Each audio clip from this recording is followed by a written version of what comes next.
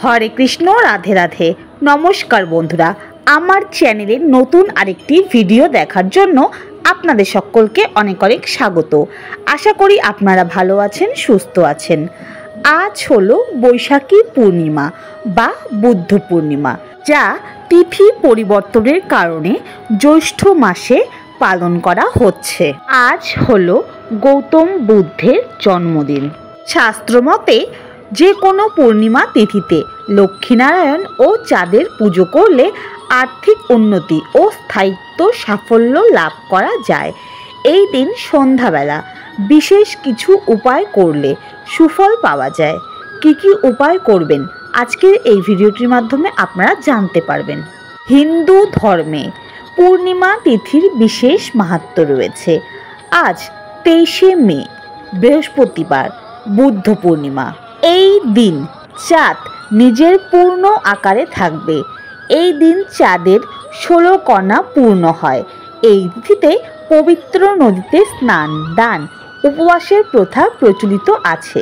পাশাপাশি পূর্ণিমা তিথিতে রাতের বেলায় চাঁদের পুজো করার পরামর্শ দেয় হিন্দু ধর্ম।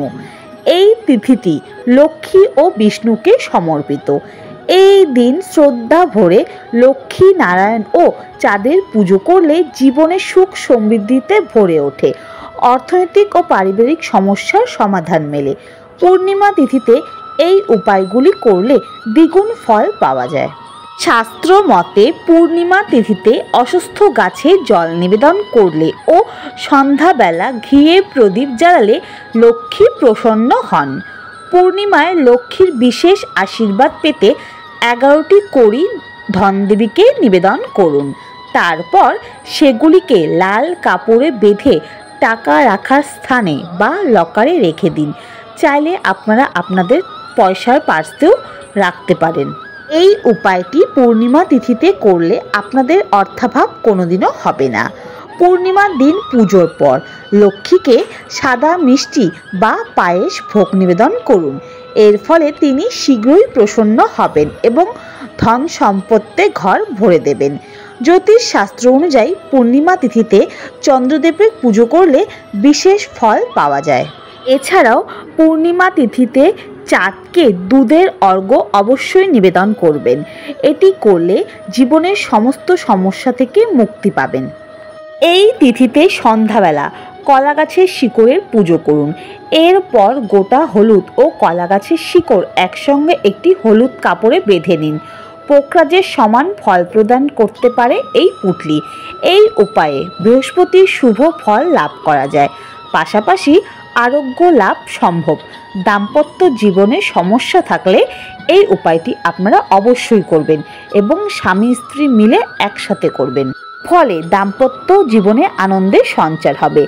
এই দিন লক্ষ্মী পুজো করার সময় মা লক্ষ্মীকে গোলাপ ফুল বা পদ্ম ফুল অবশ্যই নিবেদন করবেন। সুপুরি নিবেদন করতে ভুলবেন না। এই সুপুরিতে লাল মৌলি সুতো বেঁধে তাতে চন্দন লাগিয়ে নিন। অক্ষত নিবেদন করুন। পুজো শেষে সেই সুপুরি তুলে লকারে রেখে দিন। এর ফলে আর্থিক পরিস্থিতি মজবুত ও অর্থভাব দূর হবে। এছাড়াও বৈশাখী পূর্ণিমা তিথিতে লক্ষ্মী গণেশের পুজো করলে পরিবারের ধন আগমন হবে এবং অর্থ স্থায়ী হবে। আর্থিক সংকটের জেরবার থাকলে বৈশাখী পূর্ণিমায় শ্রী সূক্ত পাঠ করুন। খুশি হয় আপনাদের সমস্ত দুঃখ দূর করবেন ও ধন সম্পত্তি বৃদ্ধি করবেন মা লক্ষ্মী। পাশাপাশি আয়ের উৎস বৃদ্ধি পাবে। আজকের এই বিশেষ দিনে লক্ষ্মীনারায়ণ ও গণেশজির পুজোর পাশাপাশি গৌতম বুদ্ধেরও পুজো করবেন। বাড়িতে যদি গৌতম বুদ্ধের কোনো ছবি বা মূর্তি না থেকে থাকে তাহলে আজকের দিনে অবশ্যই গৌতম বুদ্ধদেবের মূর্তি বা ছবি বাড়িতে নিয়ে এসে নিজেদের সাধ্য মতো নিজের মতন করে পুজো করুন। জল, ফুল, ফুলের মালা ভোগ নিবেদন করুন। আপনারা বাইরে থেকে মিষ্টি এনেও ভোগ নিবেদন করতে পারবেন। আর যদি সম্ভব হয় তাহলে নিজের হাতে পায়েস রান্না করে ভোগে নিবেদন করবেন। তো বন্ধুরা, আশা করি আজকের ভিডিওটি আপনাদের ভালো লেগেছে আর ভিডিওটি দেখে আপনারা একটু হলেও উপকৃত হয়েছেন। অন্য কোনো ভিডিওতে আপনাদের সাথে খুব তাড়াতাড়ি আবার দেখা হবে। চ্যানেলে যদি নতুন হয়ে থাকেন অবশ্যই চ্যানেলটিকে সাবস্ক্রাইব করে পাশে থাকবেন। তো আজকের ভিডিওটি এখানে শেষ করলাম। সবাই খুব ভালো থাকবেন। হরে কৃষ্ণ, রাধে রাধে বন্ধুরা।